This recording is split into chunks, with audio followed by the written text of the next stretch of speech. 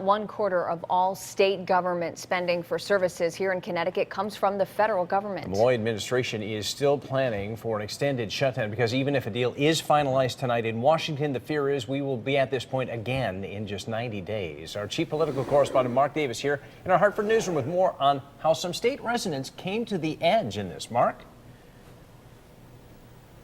That's right. Hi, Darren and Sonia. Good evening, everyone from the Hartford newsroom. Another way to put it, think about it this way.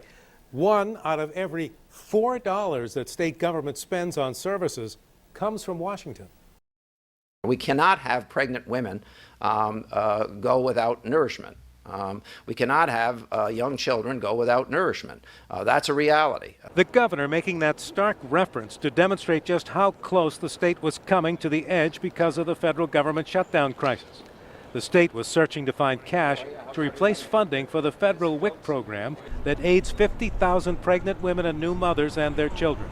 If the federal government doesn't pass a continuing resolution and we are unable to find a way to make that program whole, we'll have to begin notifying families about the discontinuation of benefits on November 1st. I'm very concerned about disabled veterans first, all other veterans following that pretty quickly.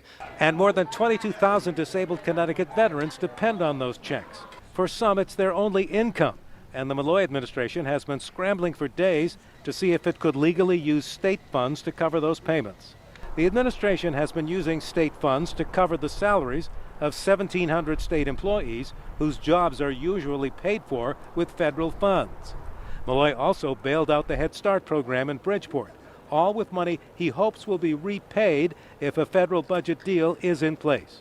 His budget director said today that if we have to go through all of this again in January under a new agreement, moving money around would be a little easier.